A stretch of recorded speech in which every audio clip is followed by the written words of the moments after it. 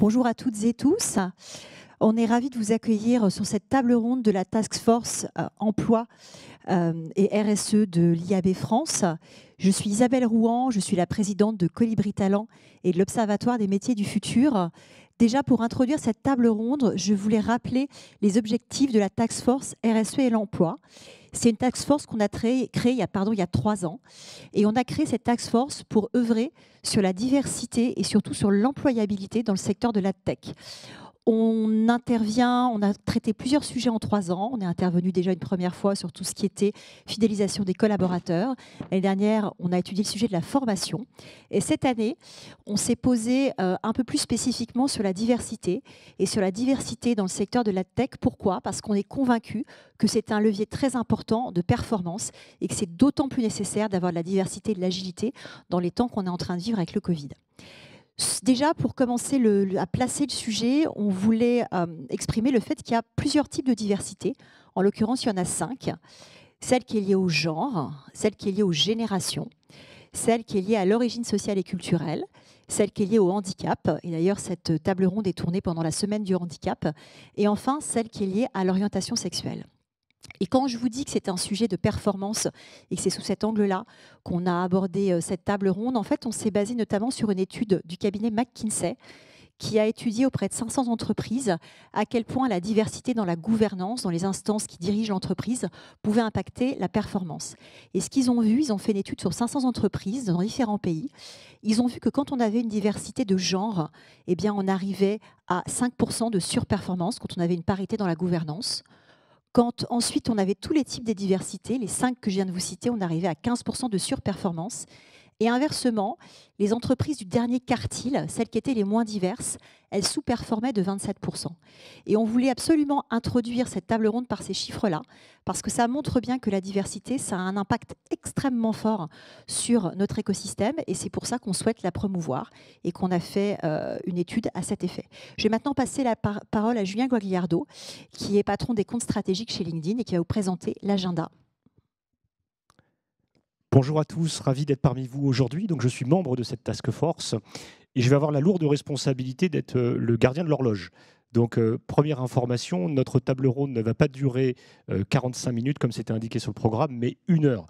Et je vais prendre l'engagement personnel qu'on respecte cette heure.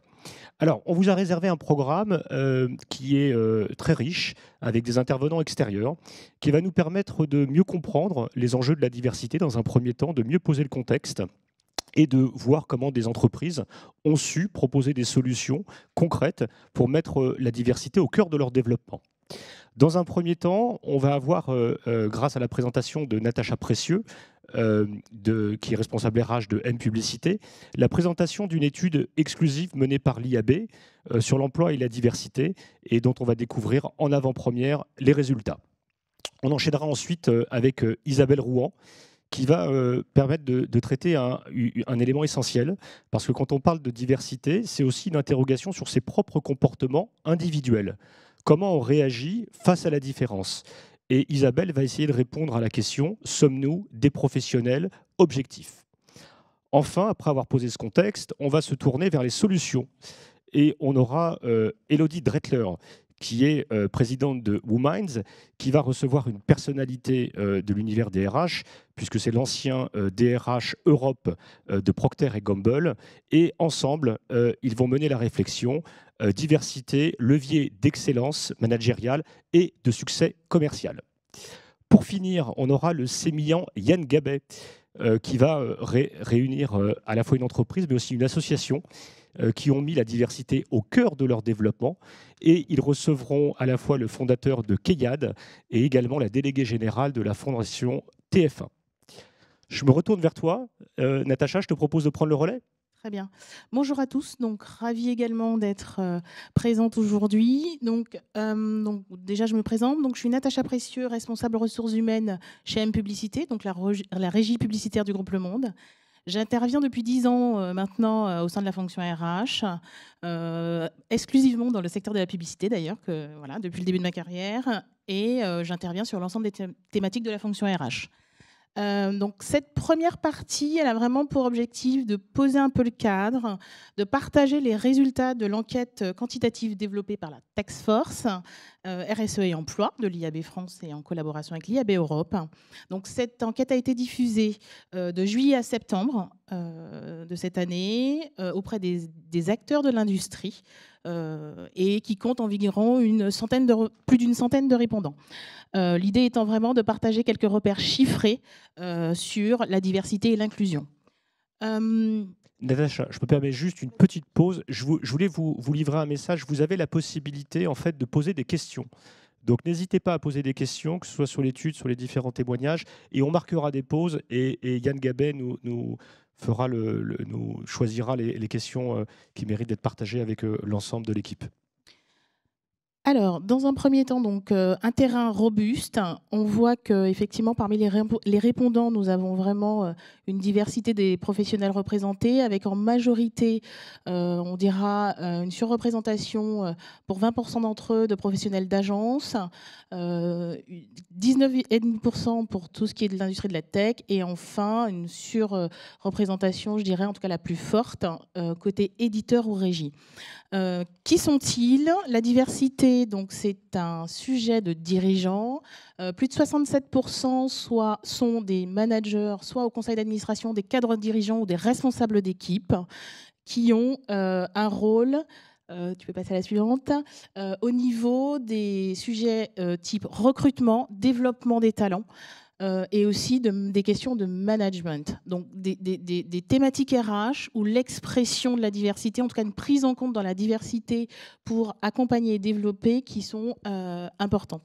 Ensuite, on s'est intéressé à la perception effectivement de l'industrie sur cette question de diversité. On voit que c'est une perception qui est mitigée. Parce qu'on, comme le montre le graphique, encore 42% considèrent qu'elle est insuffisante ou nulle. Et ce qui se confirme juste après,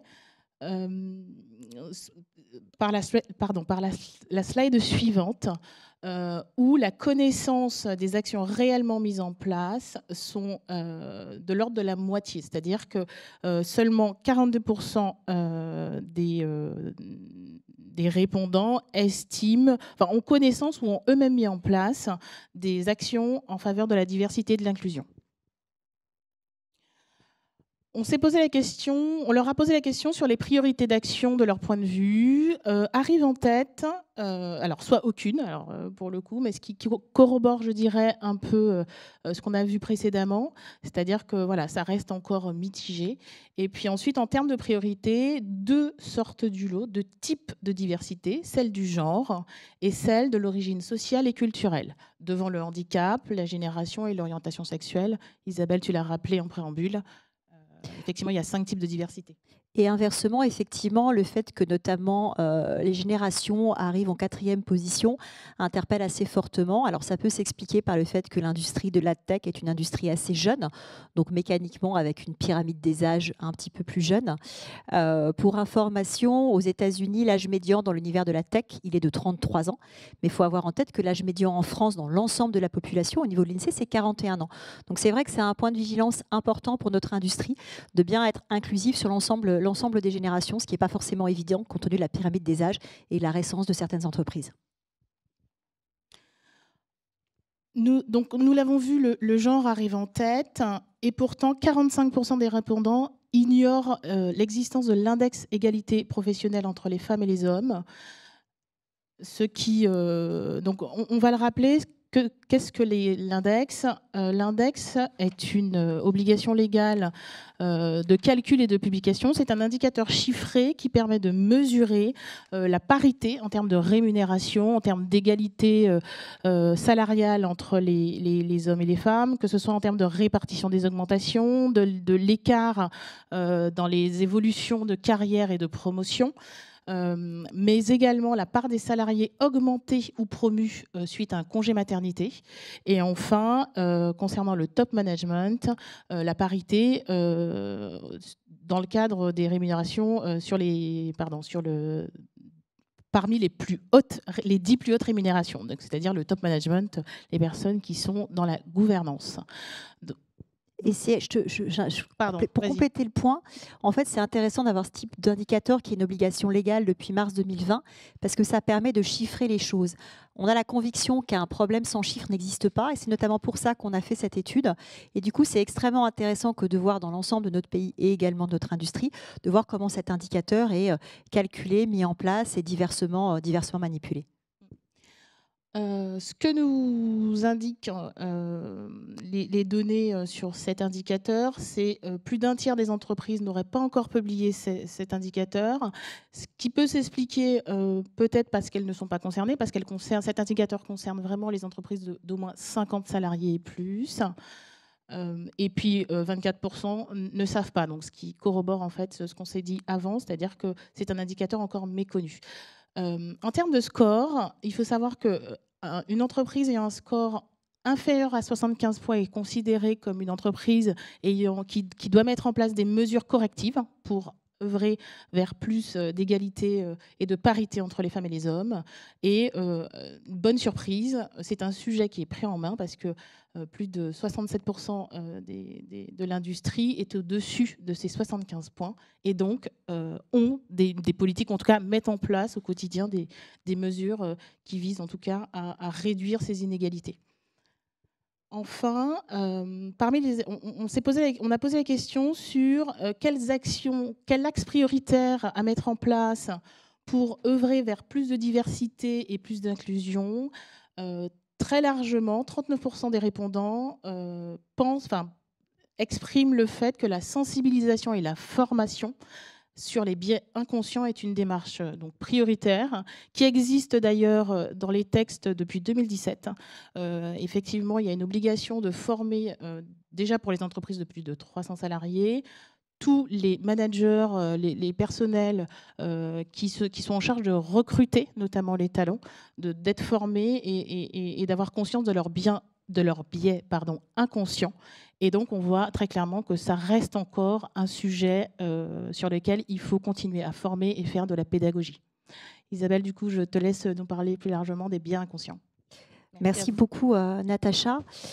L'objet de cette seconde partie sur les biais inconscients, c'est déjà d'essayer de les définir, de comprendre pourquoi nous sommes biaisés et de voir ce que le fait de conscientiser ces biais va pouvoir apporter en termes de qualité de recrutement déjà, mais également de promotion ou de management dans l'entreprise. La photo que vous allez voir sur le slide suivant, en fait, qu'est-ce que vous voyez? Un lapin? Un canard ou les deux? Et bien ça, c'est une forme de biais inconscient, parce qu'effectivement, la représentation peut être interprétée des deux façons. Et ça vous montre que votre cerveau a différentes façons de lire une image. Et pourquoi est-ce que notre cerveau a différentes façons de lire une image? En fait, il est obligé de faire ça. Si tu peux passer au slide suivant.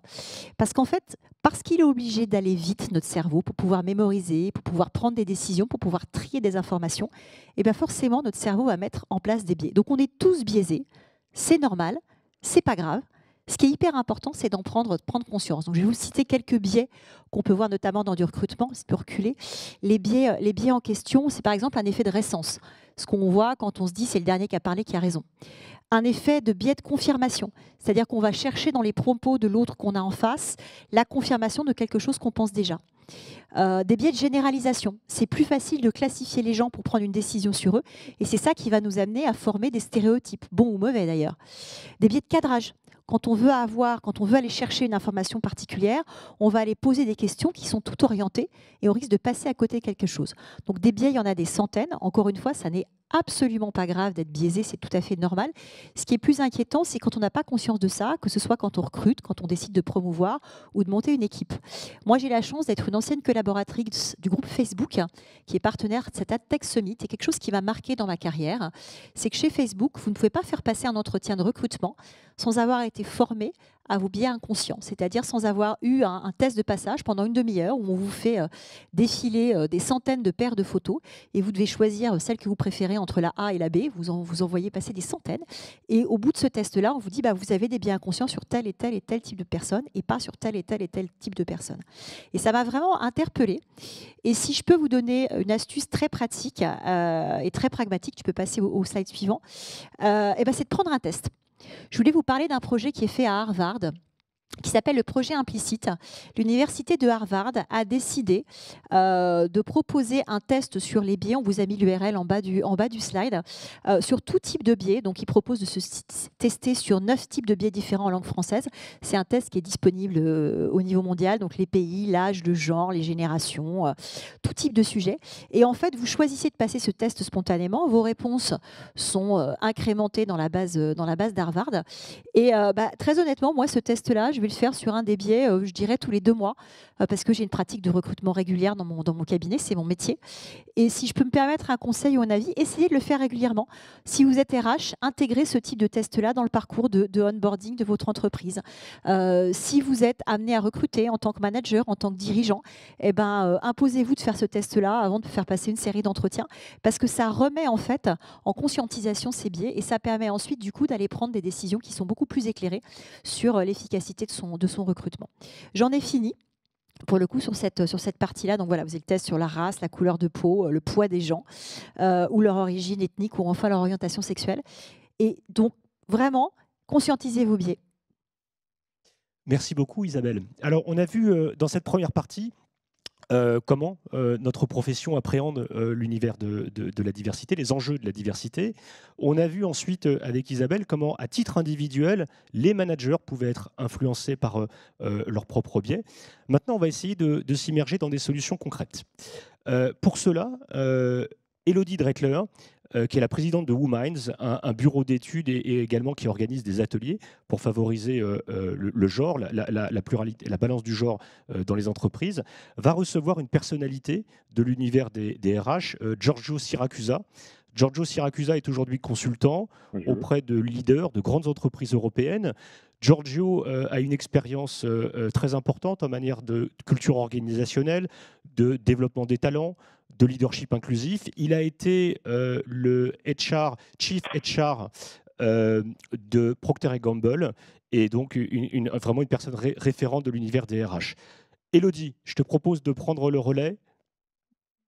Avec plaisir. Bonjour à tous. Je suis ravie d'être là et je suis ravie évidemment d'accueillir Giorgio, que je remercie en plus de parler français, puisqu'il est italien, on parle de diversité. Je vous remercie Giorgio de vous mettre à notre niveau. Alors on vient de parler et d'évoquer les critères qui sont constitutifs de la diversité. On a également parlé des biais. C'est assez passionnant de voir combien on peut se tromper. Est-ce qu'il y aurait également un biais, j'allais dire, dans la réflexion autour de la diversité?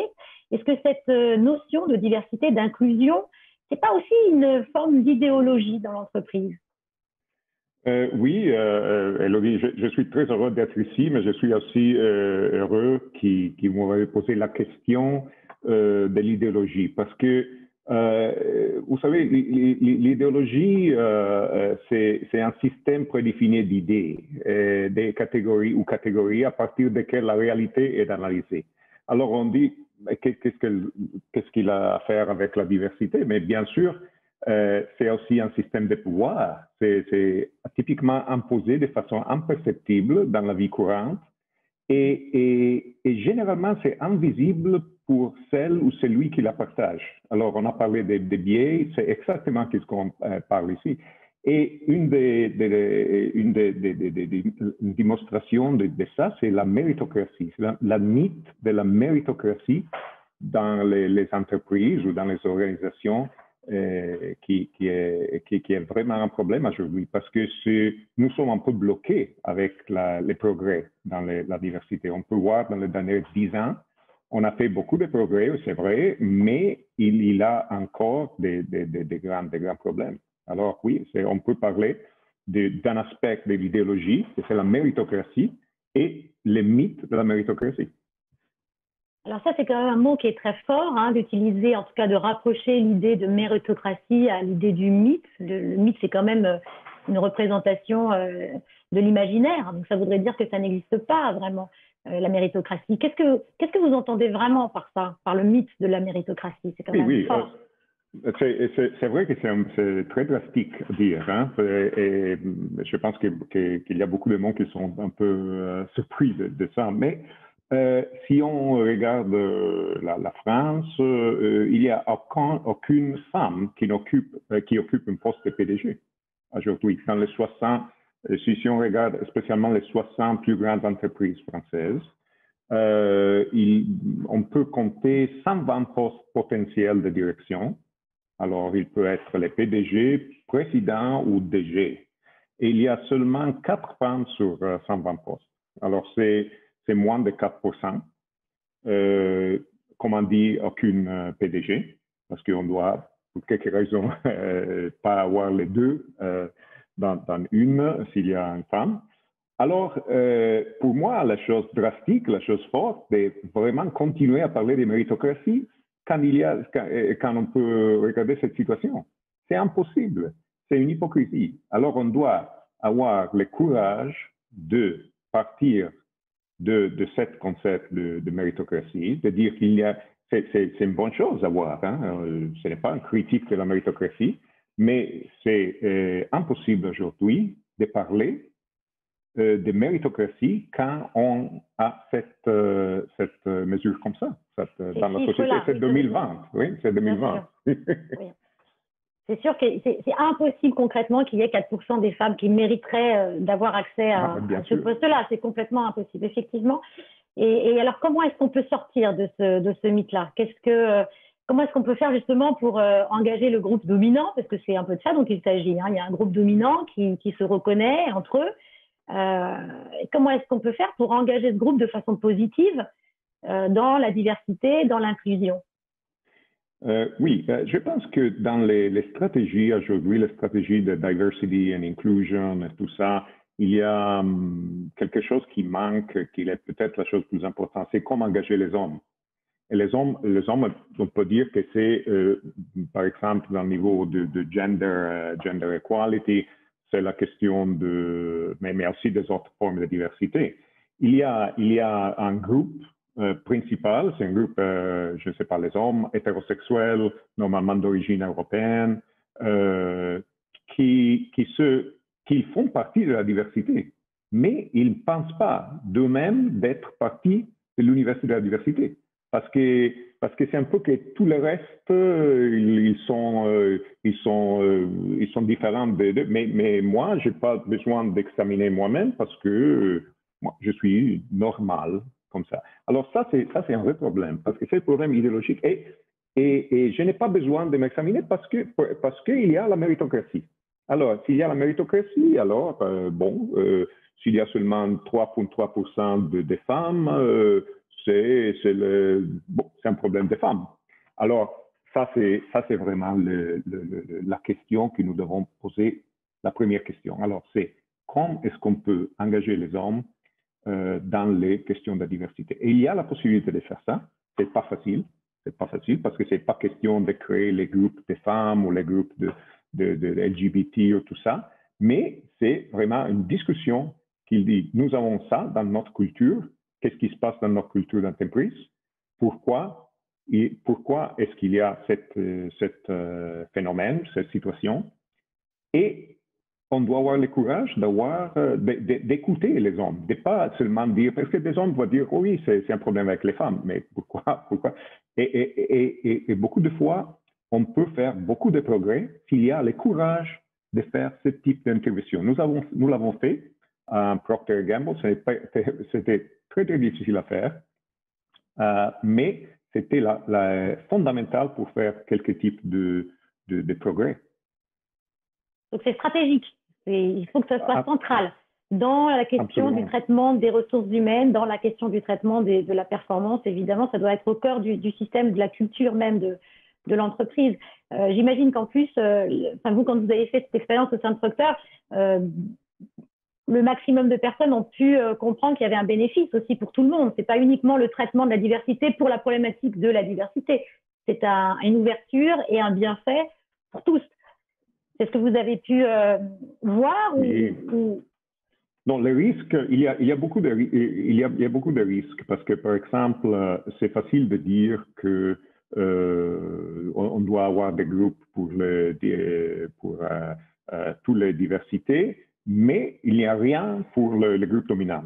parce qu'il faut penser à tout le monde que les problèmes, c'était avec les femmes, c'était avec les LGBT, c'était avec ça. C'est exactement pas les cas. Alors, la chose à faire vraiment, c'est d'avoir un plan, une stratégie qui est vraiment compréhensive pour toute la population. Et le message, c'est que dans la diversité et l'inclusion, il y a vraiment quelque chose pour tous.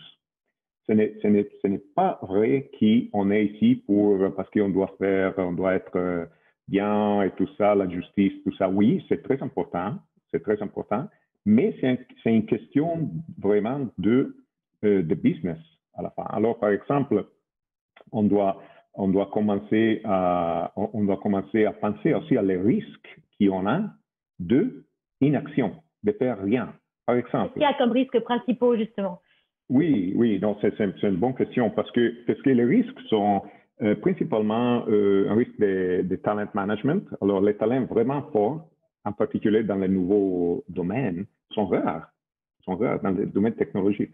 Si votre entreprise ne peut pas attirer une main-d'œuvre diversifiée, vous êtes en difficulté.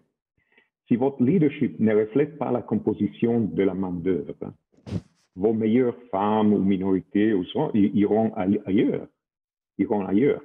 L'autre chose, c'est la réputation. Surtout face aux consommateurs ou au gouvernement, il devient de plus en plus difficile de maintenir une monoculture visible. Des entreprises comme celle-ci subiront de plus en plus de pertes de parts de marché ou de contrats importants. Parce que quoi, il y a un problème de représentation entre le consommateur et les produits qu'il va acheter? Il y a un problème d'acculturation. Alors, il y a un problème de réputation, mais il y a un problème aussi de design de produits. Alors, comment est-ce qu'on peut dire, par exemple, les masques qu'on utilise aujourd'hui? Vous savez que les masques sont dessinés, la majorité des masques sont dessinés pour des hommes. Alors, ils ont rien pour 95% des hommes, mais seulement pour 80% des femmes. Alors, il y a 20% des femmes qui portent une masque qui n'est pas dessiné pour eux. Mais pourquoi? Parce que, et ça, c'est seulement un des exemples. Il y a milliers d'exemples des produits complètement dessinés par une équipe qui n'est pas différenciée. L'autre chose, c'est les AI, l'intelligence artificielle. L'intelligence artificielle, on a besoin beaucoup d'avoir un moment de la programmation, mais aussi quand il apprend elle-même, l'intelligence artificielle, d'un contrôle très étroit, parce qu'il y a vraiment une grande possibilité de discrimination de part de l'intelligence artificielle. Alors, c'est très important d'avoir des équipes qui ont vraiment la diversité dans nous pour avoir des produits qui sont vraiment orientés aux consommateurs. Alors, c'est une question commerciale. Parce que bien sûr, oui, c'est une question de justice, mais c'est une question commerciale. Et pour finir, sur une fois quand même positive, qu'est-ce qu'il y aurait comme solution pour une entreprise d'avancer sur cette question de diversité, d'inclusion en 2021? Qu'est-ce qu'elle peut mettre en place? Qu'est-ce qu'elle peut mettre en avant, en mouvement pour progresser? Oui, je peux voir, et c'est ça la raison que j'ai fait la décision de travailler exactement dans ce domaine. La première chose, c'est de traiter la question de la diversité comme une question centrale du business. Ce n'est pas une chose qu'on peut faire un peu comme les pique-niques des employés ou tout ça. C'est vraiment quelque chose qu'on doit être traité comme, par exemple, entrer dans un nouveau marché, dans une nouvelle géographie. On doit être analytique, guidé par le leadership. On ne peut pas déléguer cela. Alors, les PDG doivent avoir... Oui, exactement. D'une façon authentique aussi. Et si on ne peut pas être authentique, on doit prendre un coach, on doit faire ça, on doit discuter de ça, parce qu'on doit être authentique. Alors, la deuxième chose, c'est de faire un audit de la culture d'entreprise, parce que La culture d'entreprise, bien sûr, il est différent entre entreprises, mais il y a des restrictions dans la culture d'entreprise qui n'ont rien à faire avec les résultats du business.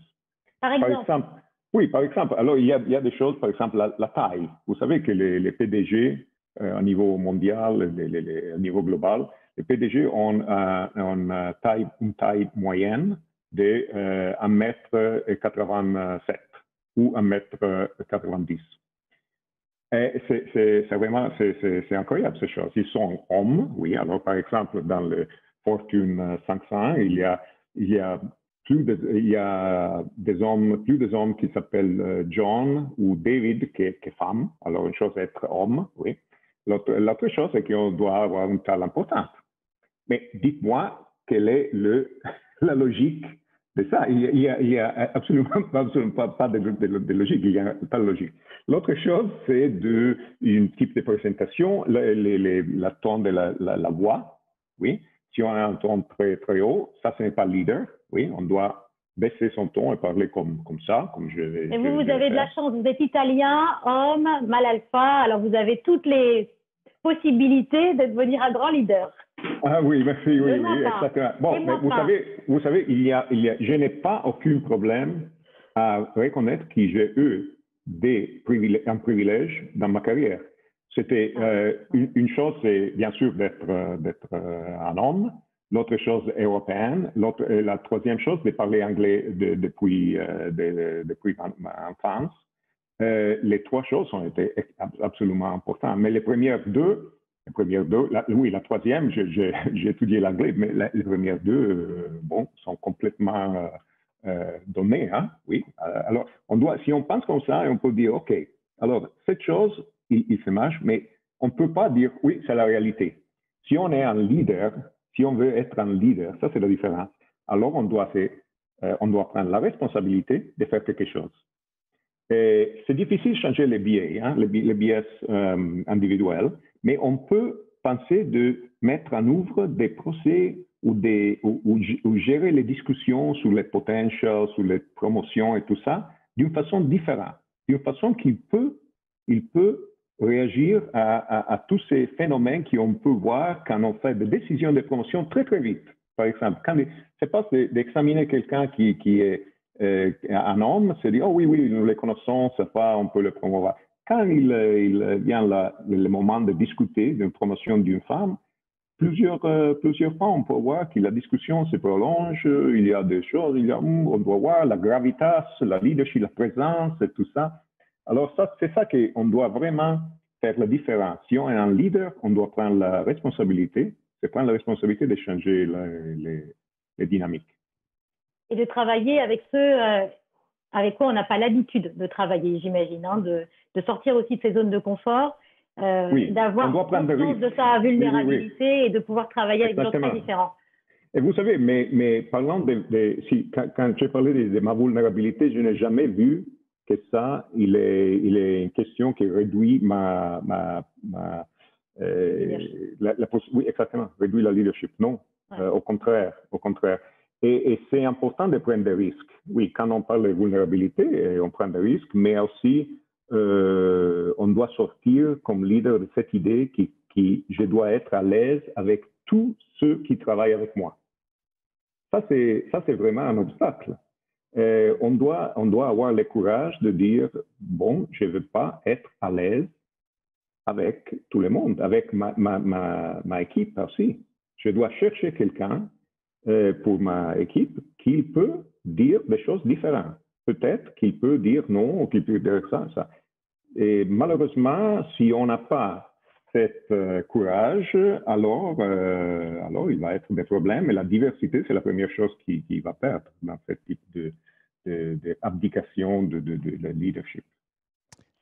Merci beaucoup, Giorgio. Pour résumer, moi, j'entends deux messages assez importants, enfin très importants même. L'idée d'un leadership moderne, ça serait l'idée d'un leadership inclusif qui inclut à la fois des vulnérabilités, un accès à l'autre sans jugement, en ayant conscience qu'on peut être différent, penser différent, produire des process et voilà, et et avoir des méthodes et des moyens de penser ou de se représenter qui sont complètement différents. Et en le faisant, en incluant tout ça, alors on renforce également un sentiment de représentation et aussi d'appartenance à l'entreprise.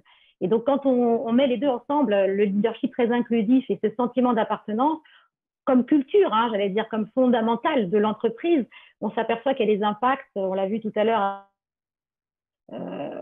les études, il y a un impact sur le business qui est très fort et qui est très remarquable. C'est vraiment ce que j'ai envie là aujourd'hui de transmettre et de partager avec tous, c'est que voilà, l'inclusion et l'appartenance renforcent à la fois la puissance des ressources de l'humain et la capacité de performance de l'entreprise. Et ce sera notre mot de conclusion pour cette interview. Merci beaucoup à tous les deux. Merci beaucoup. Giorgio, Élodie, c'était absolument passionnant. Effectivement, la diversité, ce n'est pas simplement un enjeu éthique ou de RSE, c'est avant tout un enjeu économique. Et puis, vous nous avez donné des exemples très concrets. Merci pour cette intervention. Avant de poursuivre, je propose à Yann de nous faire un petit point sur les questions. Est-ce que nous avons eu des questions qui méritent d'être partagées ? Ouais, Julien, là, je suis désolé, mais la régie vit un désert absolu de questions. Donc, nous rappelons à tout le monde qu'il y a un petit écran à votre droite qui vous permet de poser des questions. Mais là, actuellement, pour l'instant, on est. Je remercie Yvan, Emmanuel et Grégoire de nous avoir prévenus qu'on nous entendait juste avant le passage en direct. Mais c'est les seuls 3 messages qu'il y a dans le module de questions, donc je ne peux malheureusement pas en poser d'autres. Bon, n'hésitez pas en tout cas. Vous, on pourra revenir sur l'étude, on pourra revenir sur les biens inconscients. N'hésitez pas à poser vos questions. On a vu ensemble, on a pris de la hauteur grâce à Giorgio et Élodie. Maintenant, on va parler de solutions très concrètes. Pour cela, Yann va recevoir 2 personnes très engagées en faveur de la diversité pour leur entreprise. Antoine Mermet est le cofondateur de Keyad, et on va voir toutes les initiatives qu'il a développées en la matière. Et Samira Djouadi est à la fois déléguée générale de la Fondation TF1 et elle est également présidente de l'association Tous en Stage. Antoine, je te propose de prendre le relais pour animer cette discussion. Pardon, j'ai dit Antoine. Yann, je te propose de prendre le relais pour animer cette discussion. J'ai un retour avec marqué Antoine sur le slide d'après. Et comme beaucoup d'hommes, j'ai du mal à faire 2 choses à la fois. Et voilà ce que ça donne. Yann, je t'en prie. Stéréotype, ce que tu viens de faire. Alors, merci. Donc oui, en effet, on a la chance d'avoir Antoine et Samira qui ont accepté de témoigner avec nous. Alors moi, j'ai déjà une première question à leur poser. C'est vous avez mis en place, alors pour Antoine très récemment, un dispositif assez intéressant, et pour Samira qui est une hyperactive du sujet et qui est depuis déjà quelques années, pas mal de choses. Est-ce que vous pouvez nous parler, donc Samira et Antoine, de ce que vous avez mis en place, ou du moins d'un exemple récent de vos activités? Samira, si tu veux commencer.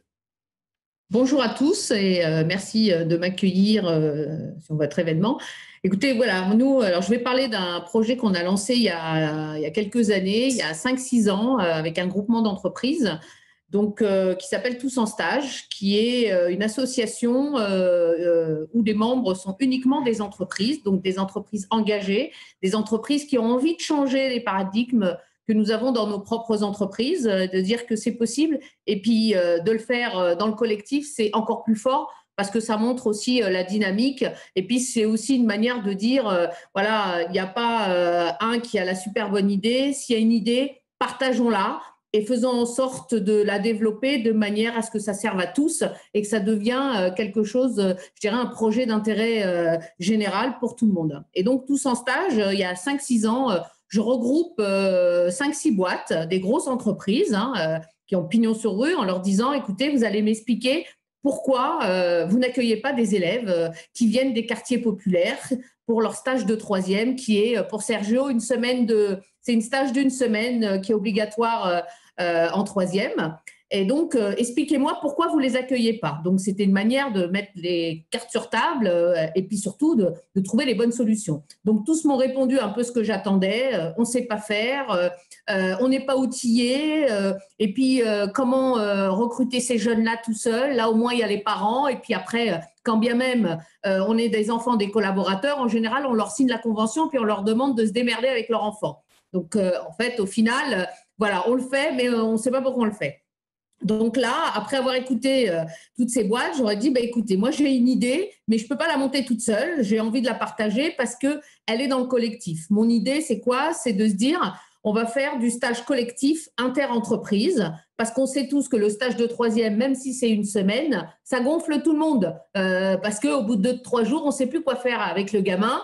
Donc, autant rendre le stage de qualité, mais le faisant ensemble. Donc, l'idée était simple, c'est de dire, voilà, on va prendre un effectif de 20 jeunes et ces 20 jeunes vont changer d'entreprise tous les jours. Donc, vous donnez un exemple, le lundi, ils vont chez TF1, le mardi, ils vont chez Microsoft, le mercredi, ils vont chez Air France, le jeudi, ils vont chez Auchan et le vendredi, on les coach et on leur apprend à prendre la parole pour s'exprimer, nous expliquer comment ils ont vécu cette semaine. Voilà, en gros, très rapidement, le concept de tout son stage. Merci Samira. Antoine, tu peux nous raconter un petit peu ce que vous avez fait aussi chez Kayad?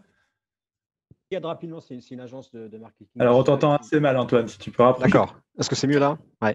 OK. Kayad est une agence de marketing digital qui gère essentiellement des budgets en SEA, Search Marketing et en social media. Et c'est environ une centaine de personnes. C'est une entreprise qui a été créée il y a une quinzaine d'années et qui aujourd'hui fait partie du groupe WPP. Voilà, c'est pour repositionner le sujet. Ce qu'on a monté avec Origami, que je vais vous expliquer très rapidement, en fait, c'est vraiment le prolongement de choses qu'on essaye de mener depuis des années, notamment le fait que sur ces métiers du marketing digital qui aujourd'hui se développent énormément et s'accélèrent énormément, on pouvait sortir un petit peu des parcours types, des Master 1, Master 2, des sélections par diplôme, etc. et qui avait possibilité, en tout cas la conviction pour nous, qu'on était en mesure de pouvoir former des gens qui avaient envie d'être formés, quelle que soit leur origine, leur diplôme, etc. Donc, ce qu'on a fait en début d'année, on est allé un petit peu plus loin que des recrutements un petit peu isolés tous les ans.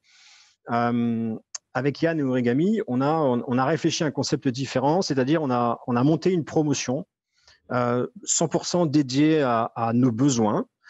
Et donc, on a sélectionné avec Pôle emploi des personnes qui effectivement avaient envie de se reconvertir, qui avaient un point commun, c'est qu'elles étaient toutes inscrites au Pôle emploi, elles étaient toutes en panne professionnelle, en tentative de reconversion, certaines issues de zones sensibles, d'autres sans diplôme.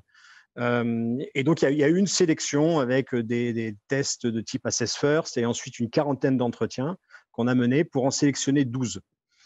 Et ces 12, on leur a proposé d'entrer dans une formation, bien entendu gratuite de 3 mois, à l'issue de laquelle ils vont apprendre 2 métiers qui aujourd'hui sont assez recherchés, à savoir consultant en search marketing, consultant en social media.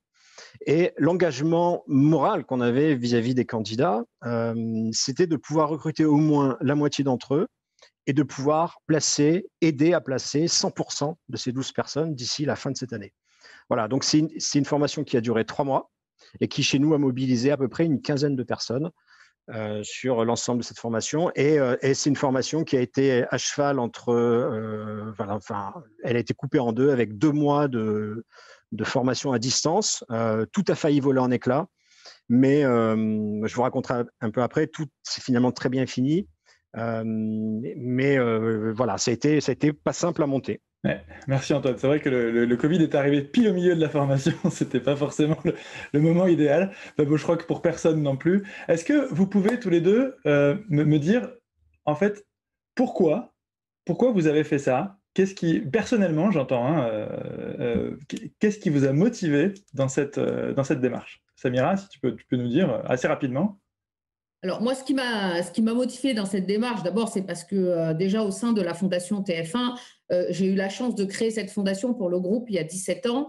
C'était aussi donc les projets que nous montons, c'est comment apporter plus de diversité au sein de notre entreprise, comment aller chercher cette jeunesse qui n'osent pas rentrer au sein de notre entreprise parce qu'ils pensent que c'est pas pour eux, ils pensent que voilà, ils n'ont pas les bons diplômes, ils n'ont pas les bonnes expériences, et tout ça fait qu'à un moment donné, forcément, on se retrouve avec toujours les mêmes publics.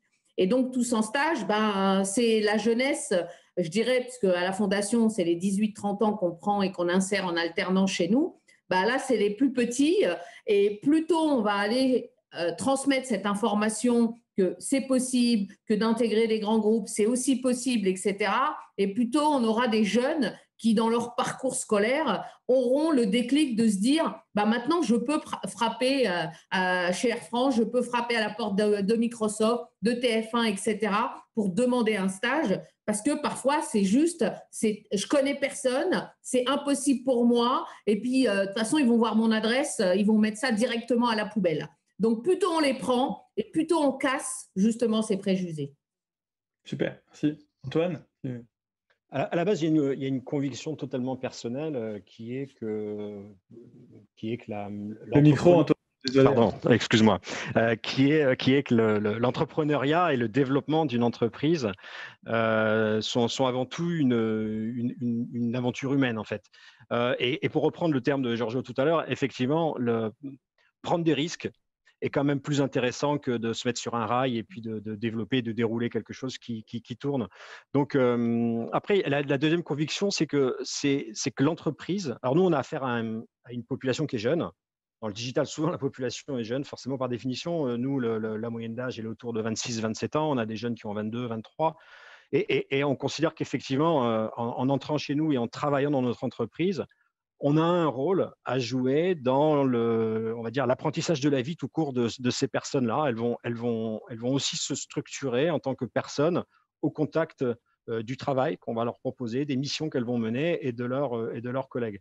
Donc voilà, c'était la conviction, c'est casser un peu les codes. On a des besoins à un moment donné de recrutement. Donc comment on fait? Est-ce qu'effectivement on s'adresse d'une façon assez classique et standard à des solutions classiques, ou est-ce qu'on essaie d'imaginer quelque chose d'innovant avec la conviction très forte que ce projet-là pouvait avoir un impact sur tous nos collaborateurs actuels?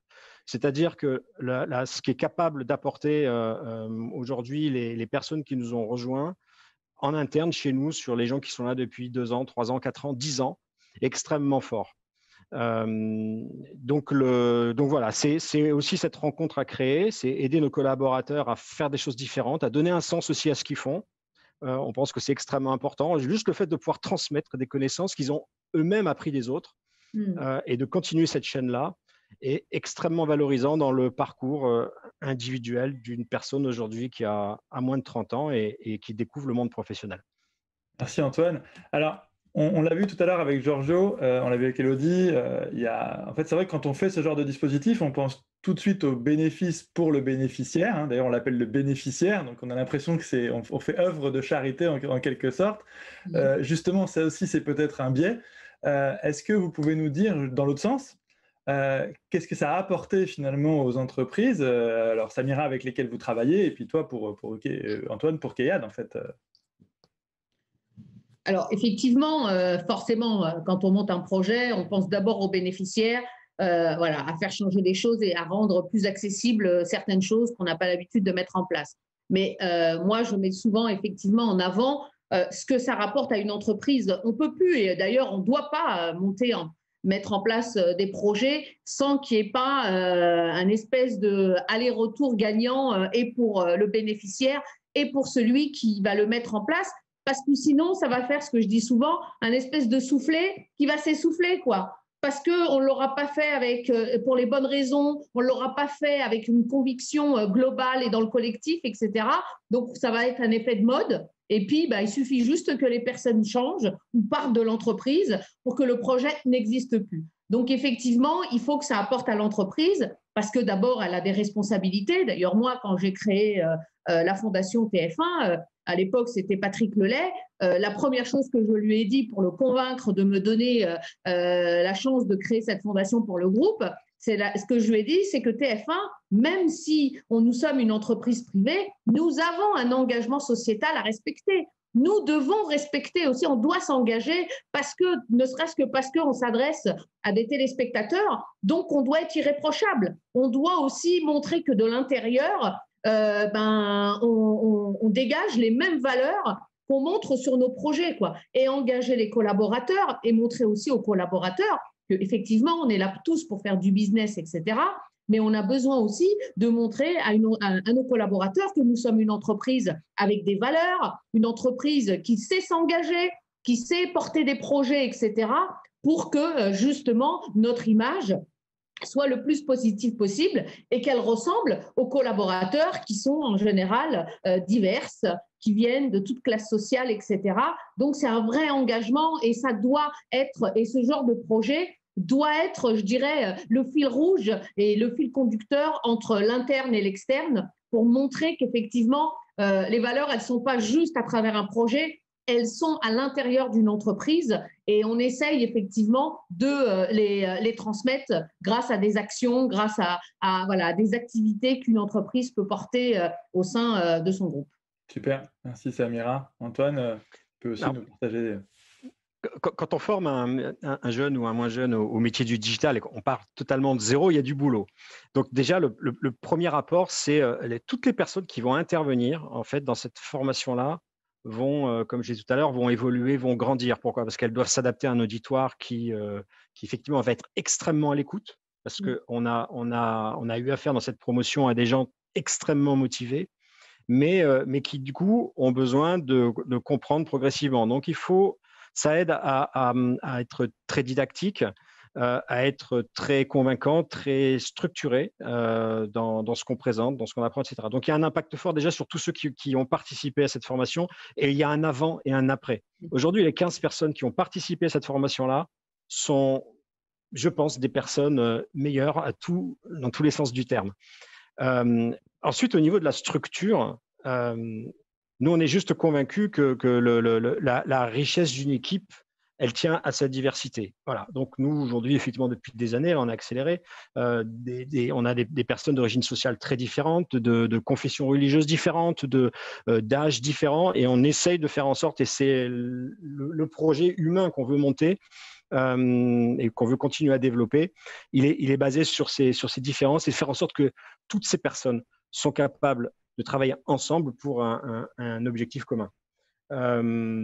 Donc voilà, c'est que du positif, c'est du travail, c'est beaucoup d'implication, d'engagement et on va continuer. Je pense qu'on va même essayer d'accélérer l'année prochaine parce que les besoins sont de plus en plus importants.